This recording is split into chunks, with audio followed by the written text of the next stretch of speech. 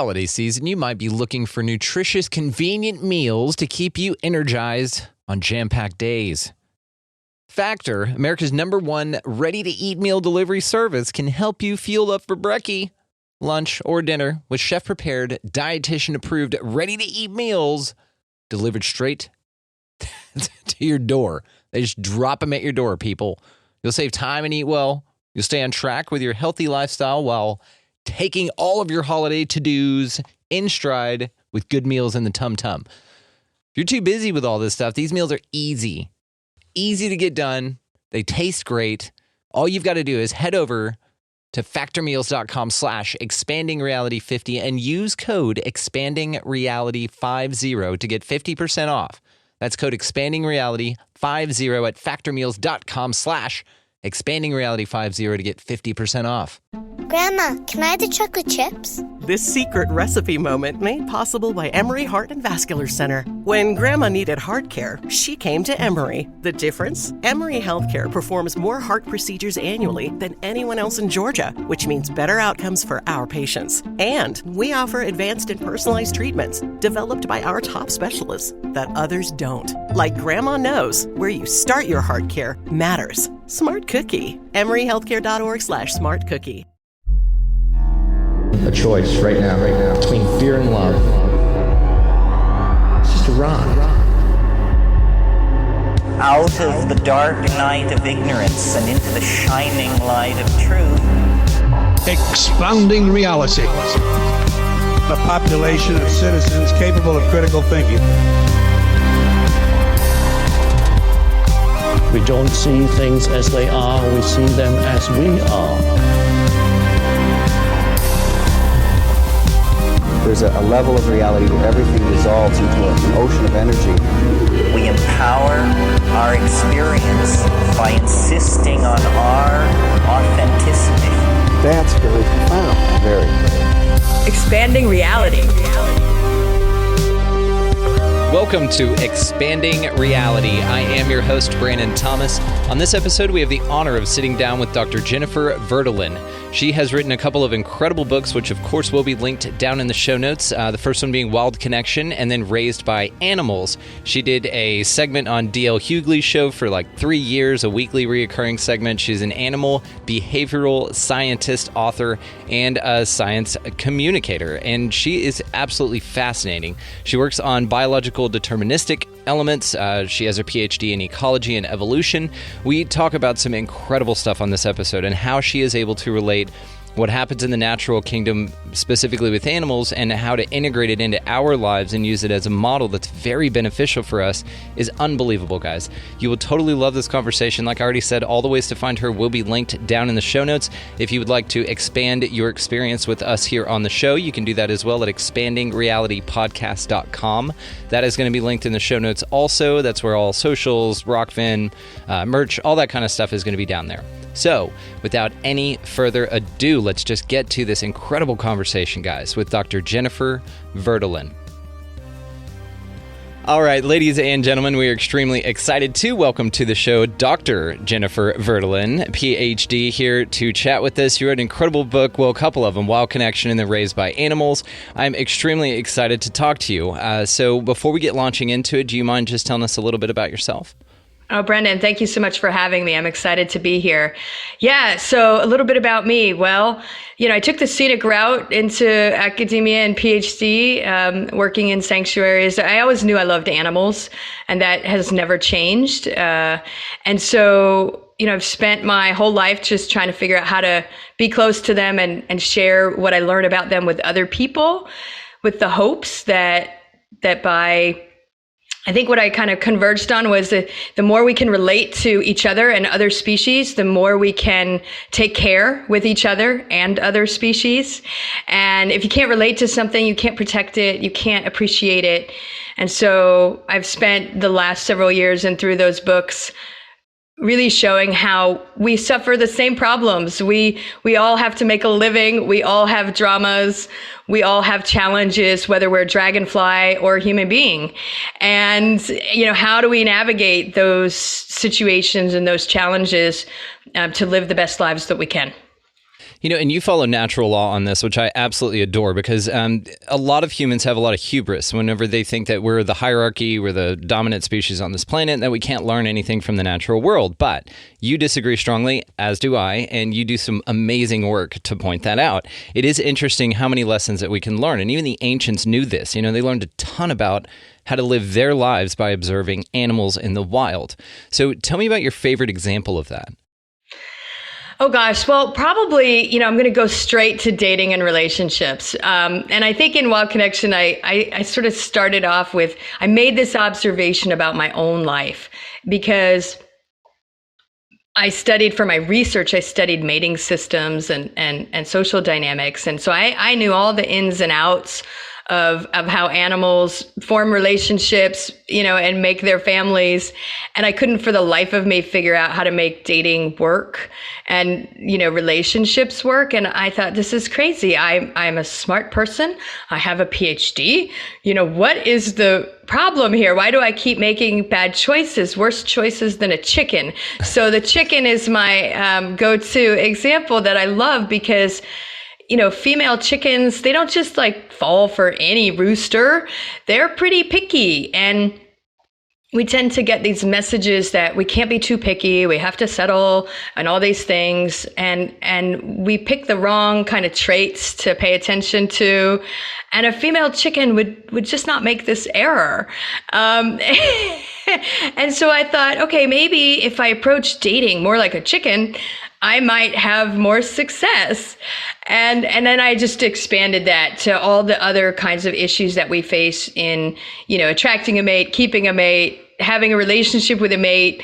I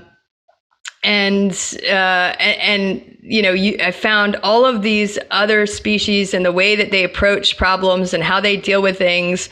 And I started to implement them. I kind of did a little experiment.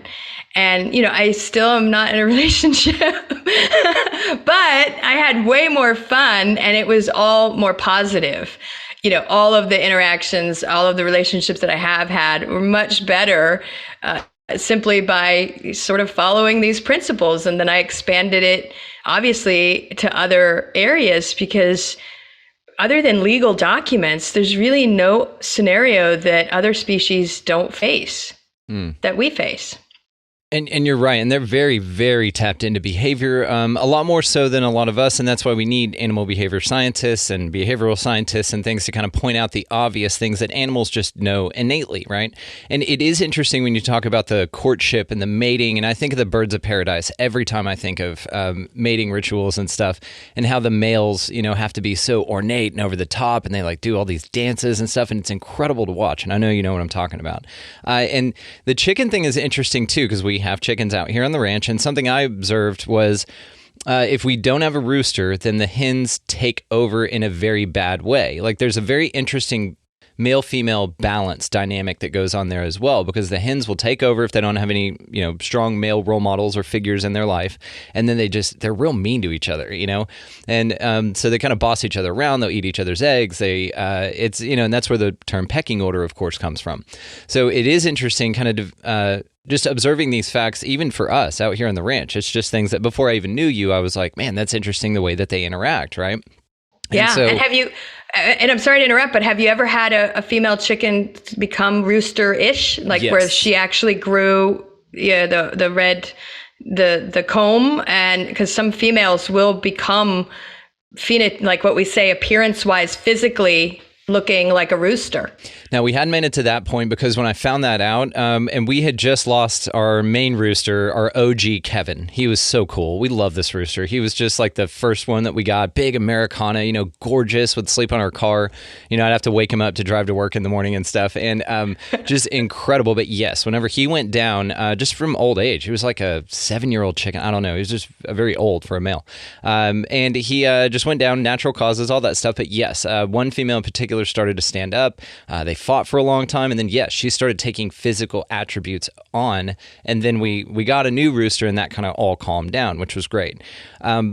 And then, we would hatch our own out here, and like half of them would end up being roosters anyway. So we had so many chickens at one point that they would break off in little groups. Like this one rooster would have his little, set of 6 or 7 hens.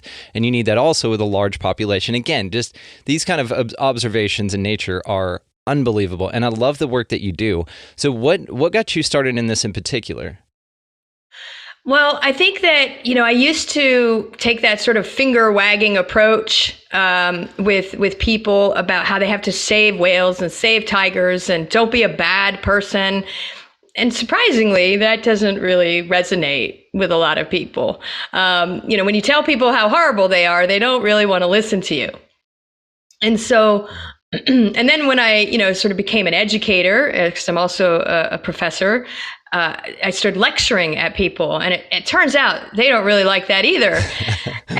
And so I really just started thinking about, well, what do people care about, right? We care about our families. We care about our relationships with our social relationships with friends. We care about our reputation. And we care about resources, so how we can earn a living and take care of our basic needs. And we care about sex. Like, we just do. That is true. And so I thought, well, meet people where they care about those things, because that's what matters to people. And it turns out that's also what matters to other species. Those chickens, I feel like we're going to come back to these chickens a lot. They make friends, and their position in the group matters to them individually. Some also are curious, and some are more apprehensive. So they have different personalities, and they might splinter off in ways that complement each other. And so these aren't just random groups that form when you have a lot of chickens. They form by certain principles and that meet the needs of each of the chickens. And every now and then you get a chicken that's on the outs and bullied and picked on really horribly, and they suffer. And you know what? We get bullied. We have situations in schools and in our workplaces. It doesn't stop when you become an adult, unfortunately, where we get bullied, and the same things happen. We feel isolated. We get stressed. We have, we might lose our hair. We get sick. All these things, they're very traumatic. And so I just started thinking about how can because ultimately I care about other species. And it's not that I don't care about people, but I firmly believe that our lives are better when we feel connected to nature. 100%. 100%. I completely agree. My wife and I moved out to the country about 6 years ago, and to seek just that. And we found it. And it's unbelievable. Like, we'll just never go back to the city. And simply because we're so immersed in nature out here. That was the whole point. It's not necessarily to escape civilization. It's to escape civilization to reconnect with nature. And that was our goal. And we live much, much, much happier lives. Like, I recommend this for everyone. That's like the one thing, anybody's like, what should I do with my life? Buy land. Go out into the country somewhere and live on at least a couple of acres. Get yourself some chickens. You learn a lot, and it's incredible. So the way that we can relate our behavior to what we see in the animal kingdom is very interesting as well, because there's some pretty barbaric tactics that take place in some animal groups. And it's one of those things to where we learn the lessons from that, and then we could say, okay, well, we'll transcend that and maybe do it a little bit better, right? You're giving an example. What is one of those examples that you can think of just off the top of your head? Well, so this is a really interesting point, and I would like to add that other species do it much better than humans as well. So, right, we can find everything. And so, for example, something that's often brought up is, humans are more closely related to chimps, and we're very chimp-like, and there's all this war and aggression in chimps, and so that really reflects who we are as a species. So I fundamentally disagree with this, right? Just because we're more closely related to something doesn't mean we share all the traits of that species. And when we look at human societies across the globe, there are many human societies that are peaceful and cooperative, what we would call egalitarian, right? Co-equal, nonviolent, right? And then we have others that are more dominant, so hierarchy structured, which is the one, if we're in the United States, that's the reality of what we live in. But we should be able to expand our reality and think about how we can achieve the things we say we want to achieve by modifying our behavior. And so baboons or chimps are brought up a lot. I tend to, it could be any species that has a dominance hierarchy. It can be pretty violent. And that happens because a few or one individual can control access to resources. And those resources can be, people, or they can be stuff that we need: food, water, space, all the things that we need. So zebra, most people don't think zebras or horses are particularly aggressive or violent, but they actually are. So there's a lot of fighting that goes on in zebra. If you're talking about Grevy's zebra that live in small groups, outside individuals always want to come in and take something away. And so there's all this fighting between groups, and then you can have fighting within groups. And I think that we don't do these things, but when we look at how we actually live, we've constructed a society that supports aggression, stress, and violence. And yet we say that we want a peaceful, cooperative, happy family, children, society, and we just don't behave in those ways. What it means is we would have to share. Things would have to be fair, right? So I like to look at both sides. What are the things we're doing that mirrors what we see in other species that are following the same kind of power structure that we have in many of contemporary human societies? And alternatively, what are some species that have done it differently and are very, very successful by cooperating and sharing, and where fairness matters a lot? You think a lot of aquamarine type animals that do this. I know whales, dolphins, highly intelligent, highly cooperative, and it's fascinating to watch because it is, like you said, and I love that you pointed out the juxtaposition of observations here because you're absolutely right. I leaned to the lesser, but of course there's examples on the other side, of course. And there's a lot of interesting things that we can learn from the animal kingdom to relate to our own lives. So what is your favorite thing outside of relationships and love that you have learned from observing the animal kingdom, maybe just in a passing? You don't even teach on it. You're just like, ooh, I need to implement that. And it's just something that's changed your life. Okay, this is gonna sound like it's not positive, but it is. Boundaries. Right? So boundaries, what does that mean, right? How do you cooperate and share and be fair and maintain boundaries?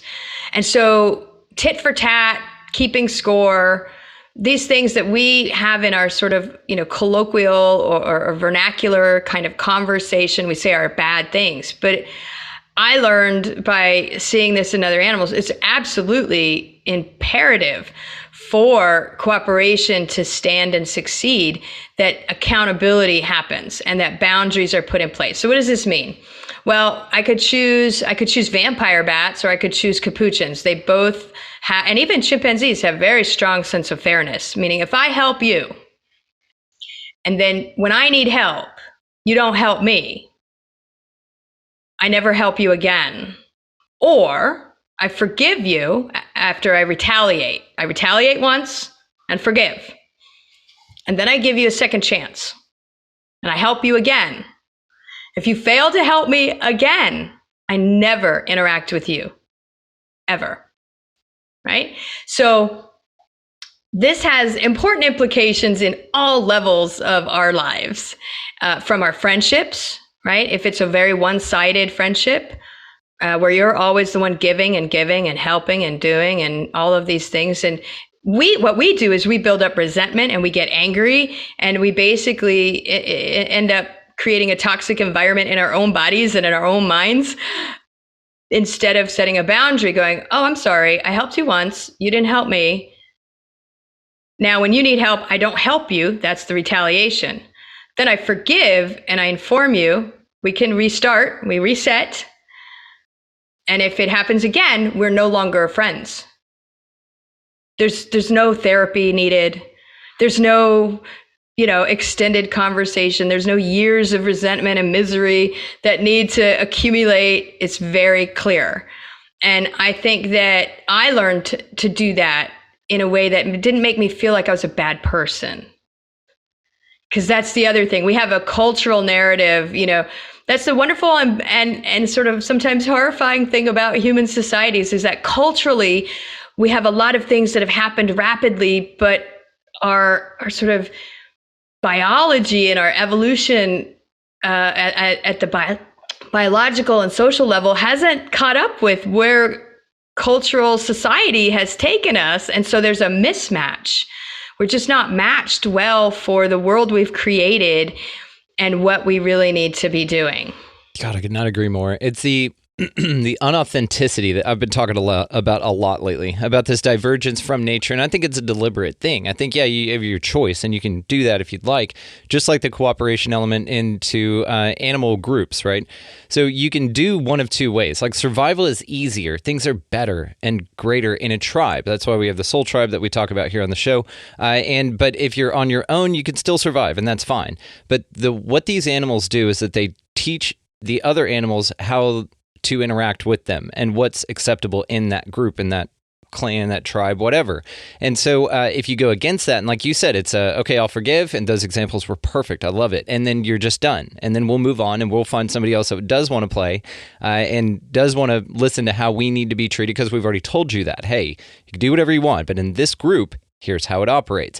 Now, what's interesting is when we relate this to humans is you can find a lot of groups that will empathize and resonate at whatever frequency you want to, the good and the bad, right? What serves people and what doesn't serve people. But what's interesting about it is doing a lot of bad stuff and negative things kind of serves more people than it should. And I think that you kind of gravitate towards this, and you do this, and I mean, you could just go on forever when you talk about the psychology of human beings whenever it relates to group interactions, why gangs are started from, kids feeling ostracized and left out, and then you get in this group, and then it's these formations, these tribes, and it helps them survive better. It's a survival mechanism. So I like I said, love your work. And of course, I don't know if I mentioned it already, but I'm going to be linking all the ways to find you, your books, of course, your website, and everything down in the show notes. You did a really cool segment on the D.L Hughley Show for a few years called, Think Like a Human, Act Like an Animal. Tell us about that experience. That's pretty cool. It was amazing. So, it just kind of came up spontaneously because the comedian D.L Hughley loves animals. And I was telling him things about animals and people, and he said, we're going to do a segment, Think Like a Human, Act Like an Animal. And the premise behind it was, of course, people would call in or write in their problems that they were having. In this particular iteration for a few years, it was, their relationship problems. And I would give them an animal solution. So, for example, if you suspected your partner, there was one that was really memorable. A woman said that her husband once a month wanted to vanish for the weekend somewhere without having to let her know where or to be communicated with. And and of course, DL and the co-hosts, some of the men were like, well, he's a spy, of course. He's a CIA spy. That's where my mind went. Yeah. That seems to, and I'm like, yeah, that's pretty unlikely. And it's not even that he had to be doing anything nefarious. It's just that I brought up the example of red-tailed hawks. So red-tailed hawks are monogamous, as are many raptors. And they only get together during the mating season, and then they have their me time, right? They have their alone time, and then they have their together time. But when they're together, it's like a social contract. So when you get married or when you're in a relationship that's committed, you have a social contract, which is to inform the other of your whereabouts. And you can hear, so for the listeners out there, whenever you see a pair of eagles or hawks, and you might hear one calling, a little while later, you hear the other one calling back. This is like text messaging, right? Or picking up the phone and being like, yeah, I'm over here. I'm hunting for dinner. Like, don't bother me, right? The only reason that a red-tailed hawk won't respond to its partner, or where the partner doesn't know about its whereabouts, is they're either dead or they're with another hawk. So, and when you have babies, so if you have baby hawks, you can't afford to not know where your partner is, because you can't successfully raise your family without your partner. And so this was my response, was like, he has to still let you know where he is and how to get a hold of him, because you have a family together. And this is part of the agreement. It's not that you can't go away and have your little, whatever it is your alone time is, or with guy friends or whatnot. But you still have to maintain that social contract of, here are my whereabouts. Here's how you can get in touch with me. And I respond to you when you call me. So that's an example. It's so interesting, and it's spot on, and that's perfect. Now, do you get those submitted to you early, or are you able just to recall those as they get proposed to you, and you're like, oh yeah, that reminds me of this jellyfish that does this one thing that relates exactly to what you're talking about? Well, so these days I have a library in my brain of many, many animals and all of the things that they do, because I did that show. But I did try to always choose different kinds of animals. So I got those questions usually an hour or two in advance, because I always go to the peer-reviewed literature. I go to the science. So everything I talk about, there's a paper, some scientist was out there watching those birds, right? And figuring out what they're doing. And somebody was watching that frog that turns blue after it mated, which would be great as a way to find out if our partner was cheating, if they came home blue. Yes, right? Yes. But so I did get them in advance, and that was so that I could also use a diversity of animals. I didn't rely on chimps and orangutans and, the great apes or primates, the things we think are more similar to us. I pulled out beetles and sand spiders and, worms. And there were a lot of birds, because birds have a lot of drama, as you know. They do. Yeah, a lot of drama. It's like, dude, ladies, just lay the eggs, hang out, just walk around and eat bugs and stuff, right? It's right. Crazy. Yeah. Relax. Yeah, settle down. So I watched one of your videos that you did. I want to say it was just a few minutes long, but it was you standing in front of a canyon, and you were doing almost like it was like a presentation, but you're just so lighthearted. The way you presented the information was so cute. I just kept laughing at this part where you called this, I think it was a hairless weasel. What'd you call it? A dirt puppy? Oh, yeah. I loved that. Sand puppy. That was yes. it. I was losing my shit. I just thought it was so funny. And then you have the picture of it up there, and you're just bopping off all this wonderful information. I mean, it's great because, like, I love, like Steve Irwin. I mean, and we all love these people that report this information in such an exciting way that it makes you excited about it. But when you start relating things to human behavior, and we can see that we're not that different after all, and that we all kind of have the same desires, the same needs, and similar ways of interacting with each other, and we can actually learn a lot from each other. This is where I think the way you integrate that portion of your work into the mass populace is fascinating.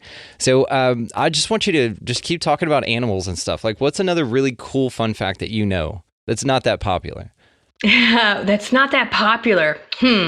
Okay. Well, and I will say that I zoomorphize people. I don't anthropomorphize animals. Right. So I do. That. Well, I kind of, assume there's a story behind whatever an animal is doing. But I think, one of the videos was on flirting. And so what I think is a lot of people don't realize that animals flirt. And one animal in particular flirts a very similar way to how in grade school some of us might have experienced flirting. I don't know if you ever experienced this or did this, but sometimes, and it's a weird message. Like, if a boy's mean to you, that means he likes you. Yes. Yeah. Right. Weird. It's a very strange message that we carry through, and it shows up in all our romantic comedies. As well. But sometimes it would be throwing something at you, right? Like throwing a pencil or paper or whatever.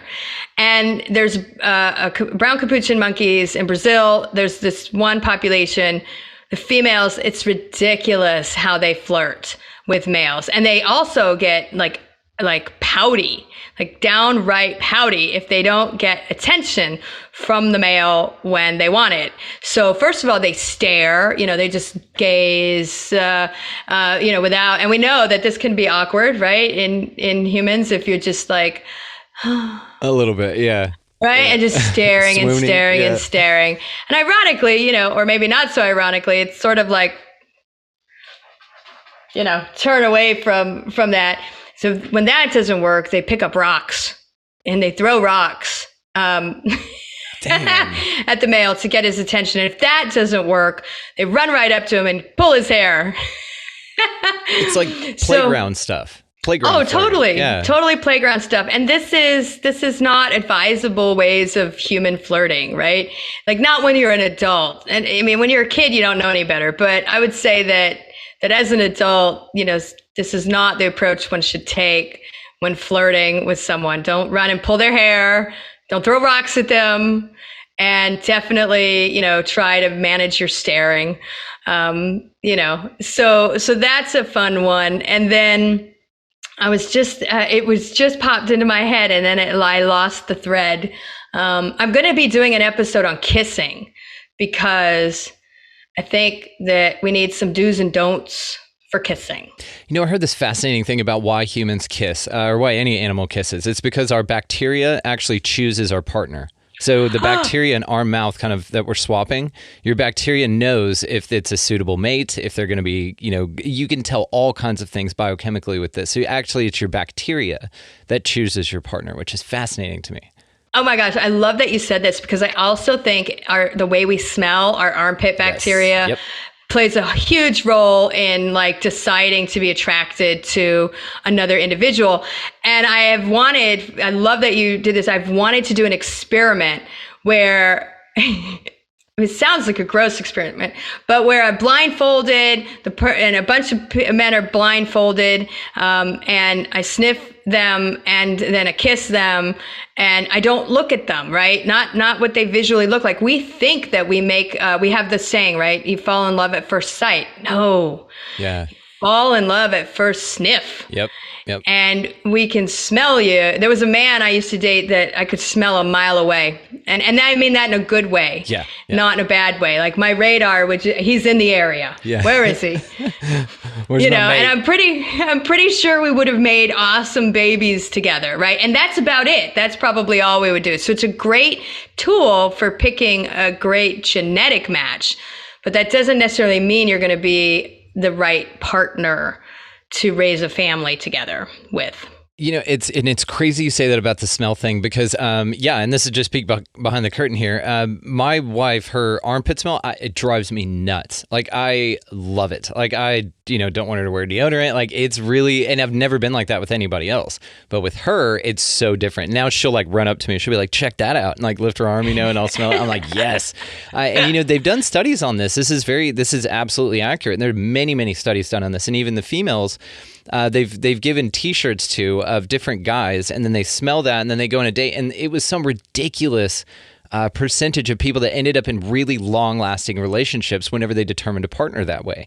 That's fascinating to me. It's so deep. It's so biochemical. It's so just natural. I love it. Yes. And it can be altered. So I don't know if you know this part. When you pick your partner, if a woman is on birth control, it alters her sense of smell. Yes. And so this is problematic, right? And other animals smell each other all the time and they get loads of information. If you have a partner and you smell their mouth, other than kissing them, you know what they ate. And sometimes you're like, could you lay off the onions? So scent is this really powerful tool for gathering information. And when we kiss, it's not only maybe that our bacteria like each other, but we're getting all kinds of information, where you are hormonally, where you are health-wise, all the way down to the way that you kiss and whether or not that's compatible. And sometimes if you're kissed by someone unexpectedly and you have a negative reaction where you're like, I just want to get that off my tongue, that's probably a sign that they're not a good match for you. All of these things, animals kiss to swap information, swap food. I studied prairie dogs, and I still study prairie dogs, and they kiss all the time. And we call it a Greek kiss, right? So they're very French. And they French kiss. And we're not sure, but we think they're getting identity information, right? Who are you? Are you my friend? What did you eat? Can I have some? That's also, some people think that kissing kind of emerged from sharing food between mothers and offspring. That makes sense. And, it's funny, too, what you said about smells and stuff. It's, I go up to new horses and donkeys and stuff like that, and I do it to mine, too. Every time I greet them, pretty much, I'll breathe into their nose and they breathe into mine, and we exchange breath. And this is because we've noticed that that's what they do to each other in the wild, right? And so this is how you familiarize yourself. This is how you greet each other. And it's one of the coolest interactions when you have this gigantic horse come walking over to you and he just sticks his nose in your face and you breathe in his breath, he breathes in yours. It's this amazing like swap of life force, right? I love it. And these types of interactions are so cool and they're so pure at their core. What do you think about whenever people look into animal research and they say, oh, well, animals are just like that because they're barbaric and because they don't know any better. And we try and transcend that, but then we have all the drama and we have all the crap. And like you said, we get in abusive relationships and we just continue to get abused because we won't see the signs that are all around us in nature to take that sign to move on. So what do you think's going on with that? Well, so first I would challenge that other animals are barbaric. I mean, the reality is other animals go to great lengths to avoid conflict. Conflict is expensive and it's risky, right? So they have a ton of things in place to resolve conflict before conflict ever happens. Now, when you see that fail and there's an actual physical confrontation, a physical altercation, there's a few things that come into that. Somebody didn't want to back down. They thought it was worth the risk, right? And so that, you ever heard that saying, is this the hill you want to die on? Yes. Right.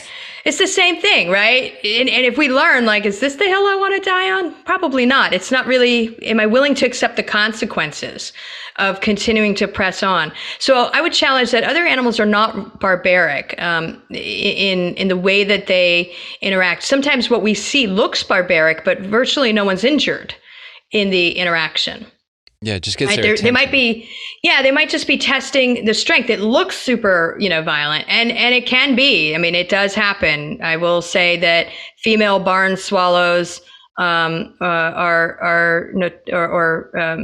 notoriously aggressive to other females. I mean, they really, no holds barred. Some of them rip feathers out. It's a mess, right? And it's not something we would want to model. But I think that if we think about, and they also, when they have a conflict within a group, let's say you're in a social group, they come to a quick reconciliation. Because to live in a group means you have to cooperate. And that doesn't mean you're never going to argue, but it does mean you need to learn how to make up. And they don't do some of the things that we do, which is, punish you with silence for like weeks, withhold affection forever, right? I mean, there might be a time period where they don't want to sit next to you, for a little bit. Patas monkeys notoriously are like, well, I'm going to sit over here for about 10 minutes. And then they have some ritual that shows the conflict is over. We're good now. So, those are things that I think, I just feel like,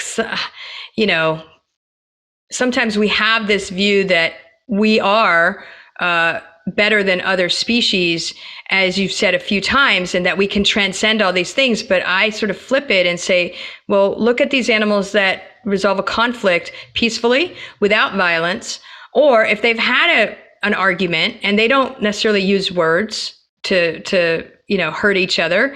So we don't know if some of them might be, when they're vocalizing, calling each other names. Who knows? Right? I don't know.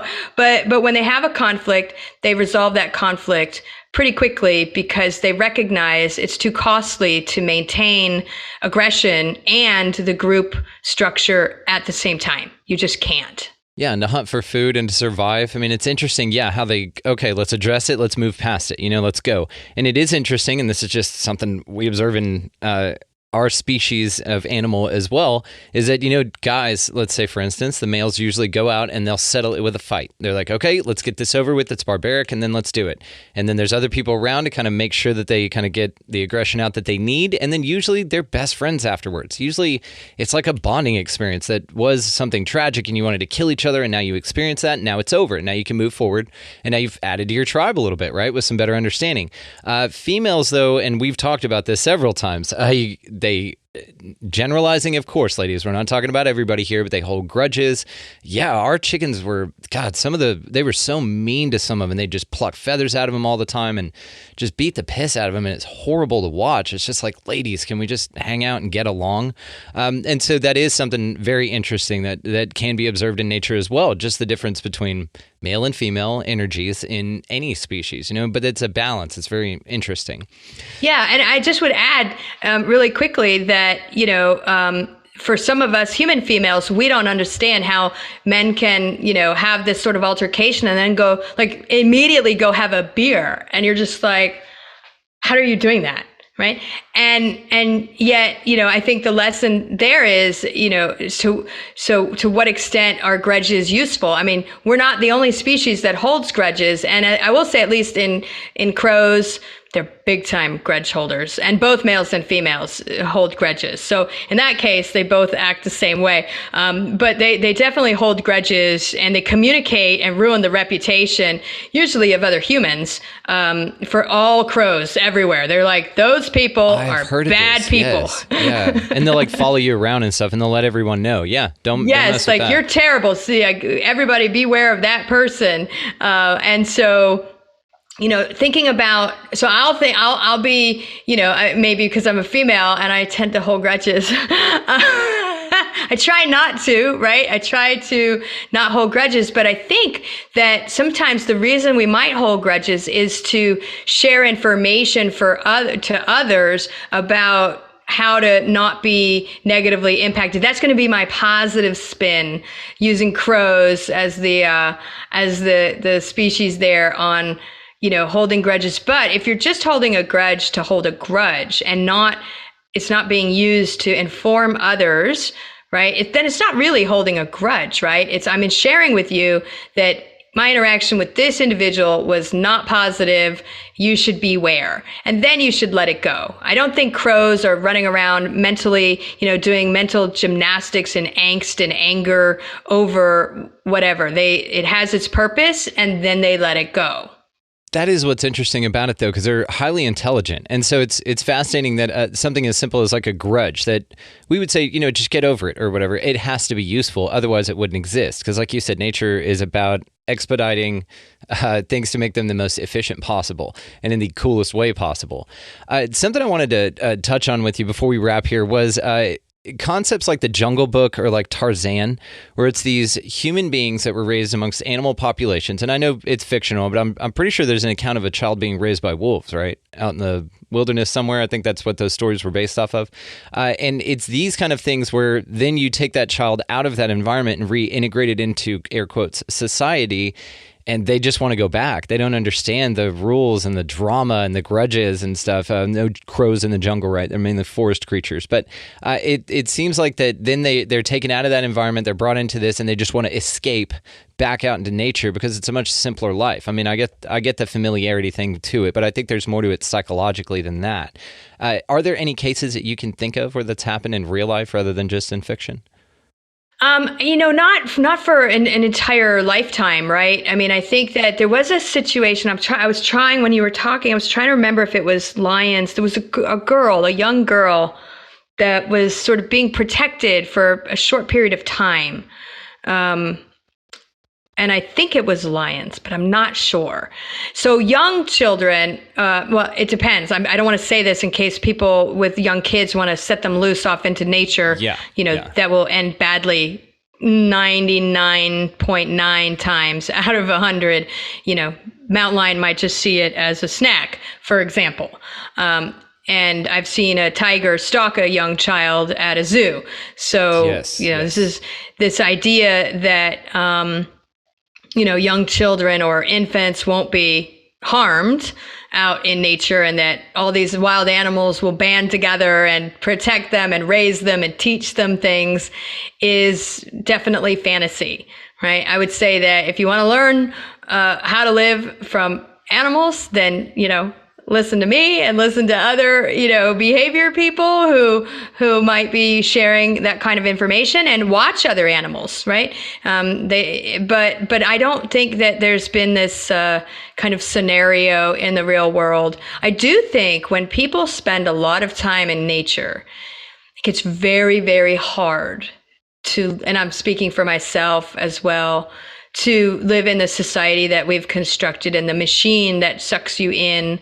Because, and I've been thinking about this for a while, toxic sort of busyness. People are, I'm so busy. Well, then you must not be doing something right, because when you look at other animals, they got shit to do. They got stuff to do in a day, right? They got to take care of their home. They got to take care of their food situation. They got to maintain, if they're social, they got to maintain their social relationships, and then they got to rest. And the first thing to go, if they're short on time, is their social relationships, because they got to eat and they got to sleep. Those are the two, key things. And I feel like we have constructed this modern world that values productivity, and we fundamentally misunderstand what it means to be productive. And when you spend time watching other animals and you just sit, and let's say you were to follow a duck the whole day, just for a day, I'm going to follow this duck. And you were to kind of write down how much time it spent doing everything. It would spend a lot of time eating. It would spend a lot of time resting. It would spend a significant amount of time cleaning itself. And it would spend some margin of time interacting with other ducks. I feel like we've come into this sort of cultural society that's like, you have to work, you have to be successful, you have to, and people don't rest. And then people don't maintain their social relationships, and they become angry because they're not even doing a job that they want to do. It's like asking a duck to be a squirrel. Squirrels have a job, ducks have a job, but nobody's telling the duck it has to be a squirrel. And, I sort of, when I've sat in the forest, I sat in the forest for 5 years for like 14 hours a day. And I can't take cities anymore. Like, it's really hard for me to be in a city with the noise and the people and the stuff. And I can't work like 8 hours straight. When you watch a duck, it's not like working 8 hours straight. It does a little bit of work, does a little bit of cleaning, takes a little rest, then whoop, wash, rinse, repeat. And that's sort of how I like to work.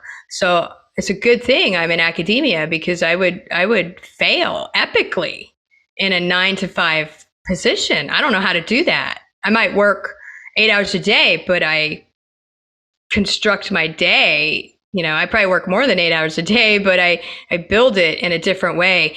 And I feel like that's one of the things why I think that taking back your time happened for a lot of people during the pandemic. We're seeing people change their thinking about the work they want to do, how they want to be with their families and their friends, and demanding a fair level of wages for the work that they do, and even changing careers completely because they had a minute to stop and rest. And I feel like certain forces make us all stay so busy that we don't stop for a minute. We can't. We're busy. And then we make our kids so busy, and they never have a chance to stop and think. And yeah, so I see you nodding. I'm so with you on this. It's crazy. Yes, I think the Industrial Revolution, all of these things, yeah, it's cool. They brought us like lights and stuff, and that's pretty dope. But they made it so unauthentic, and they detach you so much from even the simplest things, such as rest and not being too busy. Because yes, what is the saying that a rocking chair will keep you busy, but it doesn't get you anywhere. So you're doing a lot of stuff, but you're not doing anything. And so it is this detachment from nature, which I think has been very deliberately done. And I think, yeah, they offer you kind of a little bit of, a creature comfort of some kind that you didn't need anyway. It just kind of makes things, I guess, a little easier in certain respects. And then you set a whole system up that revolves around people wanting things just to be be easy. But the problem is, and I think where we got screwed up is it's not easy. Like it's the furthest thing from the natural cycles of your body. Like you said about the 8-hour thing, completely agree. That was designed. That was set up like that. And the school systems were set up like they are to produce people that were pacifists in that way and that were okay with snuffing out that part of them, that little voice that says, this is bullshit. We shouldn't be doing this. This isn't right. Because human beings used to be a lot different back in the day. We used to, sleep for a certain amount of time, wake up in the middle of the night, be very productive, and then our circadian rhythms were just completely different. And it was a way more natural, way more organic, and I would argue way more fulfilling way to live your life. And so I'm exactly like you. I don't like the cities. Yeah. And healthier. And here's the thing. When I said rest too, I don't mean sleep. Yep. Right. So there's sleep. I forgot to add sleep. So there's rest and then there's sleep. And, I think, what you said was so right that we got things that made our lives, quote unquote, easier. And then we're addicted now to certain things. And in many ways, we've lost the confidence to live our lives in a different way. And we don't know how to get out of it now. Many people want to get out of it. And so they're stressed and they're angry and they don't even know why. They just are. And the reason is because they're not connected to how they really should be living. And they don't know how to get there. And even if they did know that, they don't know how to get there because you have to fight so hard to just feed yourself and your family and once you're stuck, you're almost trapped in that whole life. And so how could you possibly say, you know what, I'm going to just take rest and go look at butterflies, right? On what, your 15-minute break, right, from your job? And so I think that's why so many people really are sort of revolting against going back into the office. They're like, I spent 2 hours on the road. Animals don't spend 2 hours traveling somewhere unless they actually are migrating to another spot because they couldn't get food where they were. Their travel routes, I think it was the traveling salesman problem. We've looked at how animals move through space and they try to do everything optimally, right? Where you get the greatest return for the minimum cost. And if the cost is too high, either something's wrong in the environment and they die, or they change course and adjust their behavior, if that's possible. And that's also where, for me, it's so imperative because so many species, including humans, are being pushed to the limits of what they can adjust to, both socially, culturally, environmentally. And there's only so much changing you can do before there's just something wrong with the environment. And I feel like at a society level, there's just something wrong with the environment. Could not agree more. And the metaphor I was thinking of whenever you were talking about this is that the modern society, I guess, the metaphor to use would be that we are on like a boat. It's not even an island, like a soil type of a sand island. It's a manufactured artificial boat. And that's where society is. We're detached from the land, which is our natural environment. We're put into an environment that we can't survive unless this apparatus is there to keep us alive. But it's so far away from what's really us that it detaches us so far that you just cling to it for survival. It's not living, it's surviving. And those are very different concepts. That's right. And some animals are just surviving, a lot of birds are just on the edge every single day. Hummingbirds, they're basically this far from dying every single day. Right. And yet they do what they do. And they, they spend their time resting and finding food and they're as fast paced, busy, an animal as you can get. I think there's a mouse that's a little bit faster and it dies young. Here's the message, right? Live fast, die young. That's the reality. And when you look at other species that live fast, they die young. And when you look at species that have a much, different rhythm to their life, they are long lived. I think orcas, killer whales, over 100, I think was the oldest female, right? Yeah. It's insane. Those sharks in Iceland, I think there was a 400-year-old one that they found. I don't know how the hell you figure that out, but that's very, very interesting. And probably hummingbirds the teeth. Oh, then there you go. Of course, I needed to ask you. Of course you would. You're like, yeah, it's just like this, dummy. But we have hummingbird feeders by the dozen out here. I love those things. I'm making the stuff all the time, and we don't use the red dye because you shouldn't do that. We make it the real way with sugar and hot water ourselves. And to watch them is fascinating. And I learned a bunch of fun facts about hummingbirds. Like, they're the only bird that can fly backwards, which is fascinating. The way that their wings flap is absolutely interesting. I think their heart beats at like 1,500 RPM a minute or something like. It's insane. They're so interesting. They are. And boy, they are one of those that we would look to on how not to be total dominance, aggression. It is the only bird other than a swan and a Canada goose who's tried to attack me. You got attacked by a hummingbird? You got dive bombed? I did. It literally hit my binoculars. Oh, wow. Because I had the nerve to sit by its bush. And now I had been, in all fairness, I had been at that bush first. I'd been there, they migrate, and I was at the bush watching my prairie dogs for months before this hummingbird arrived. And it was like, I am not having this at all. This is my bush. They're super territorial. Yes. Right? Because food is hard to come by. And like I said, they're on the edge of death. So as long as the machine that we've created keeps us just on the edge of death, we will be angry and territorial and aggressive because we're fighting for every little scrap we can get. And this hummingbird slammed into my binoculars, startled me, first of all, because it was just coming. And I was like, dude, seriously, I don't want your butt. I moved. I was just like, you win. It's fine. I'll move. So I sat under a tree, and then I got pelted by pine cones by a squirrel who was like, not my tree either. And so I had to move again, and I found a rock. And then a coyote peed on my rock. So yeah, I just was losing every single step of the way.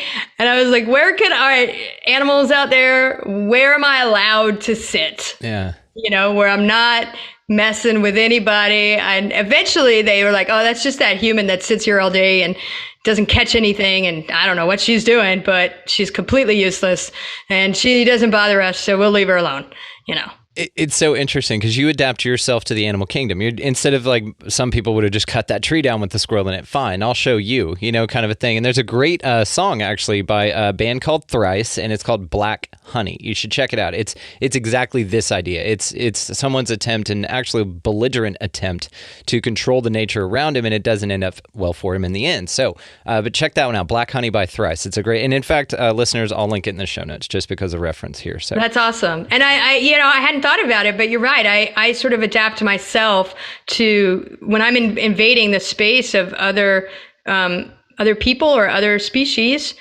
I do the work. It's not their job to do the work. I'm the one asking permission to be in their space.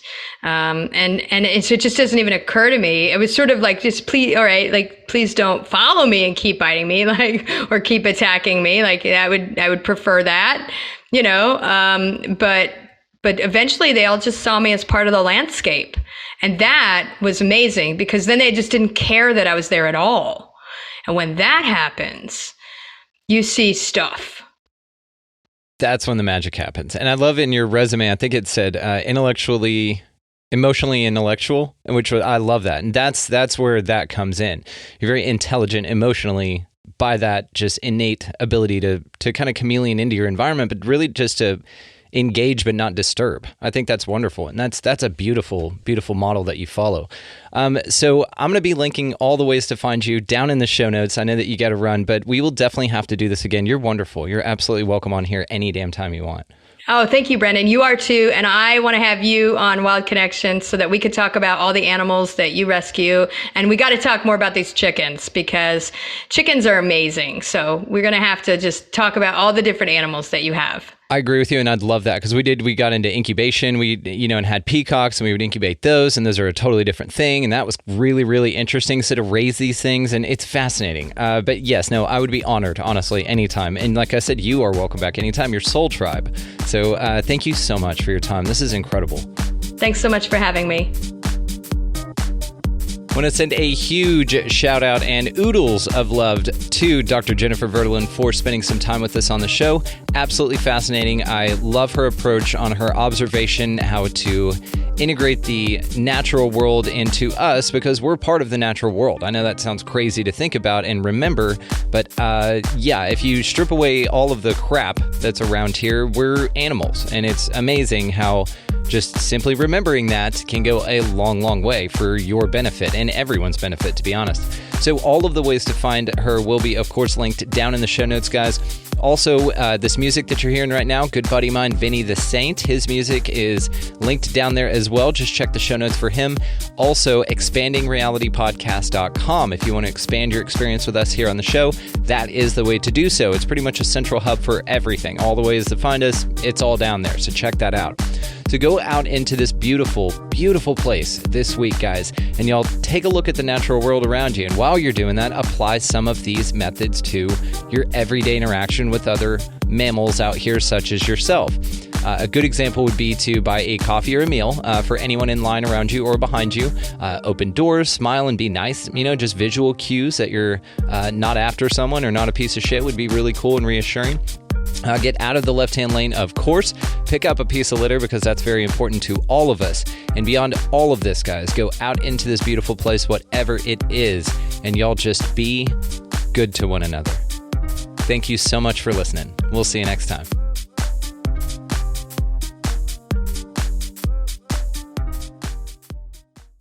Grandma, can I have the chocolate chips? This secret recipe moment made possible by Emory Heart and Vascular Center. When Grandma needed heart care, she came to Emory. The difference? Emory Healthcare performs more heart procedures annually than anyone else in Georgia, which means better outcomes for our patients. And we offer advanced and personalized treatments developed by our top specialists that others don't. Like Grandma knows, where you start your heart care matters. Smart Cookie. EmoryHealthcare.org/smartcookie.